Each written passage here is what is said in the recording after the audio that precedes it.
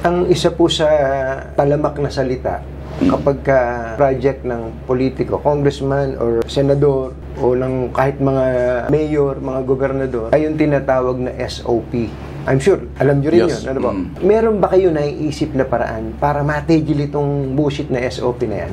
The SOP, they will use it for common good, their definition. But the others, matakaw talaga eh. Gahaman talaga eh. Patay gutom talaga eh. Hindi pa tapos yung proyekto, binibenta ng kaluluwa nila eh. Yun ang nakakabwisit eh. Pero hindi ako nagtuturo. I don't want because papasok ko sa legislation.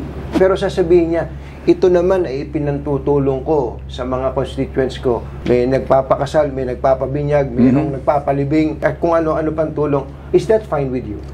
Sometimes, you compromise not your principle, not your soul, compromise for the greater good, which is kaparang sinabi mo. Pero pag titingnan mo, as long as wag mababo yung proyekto, as long as kalidad yung proyekto, happy yung tao, it's okay for you to get that kind of commission SOP. But do not make that a source of corruption and don't get used to it.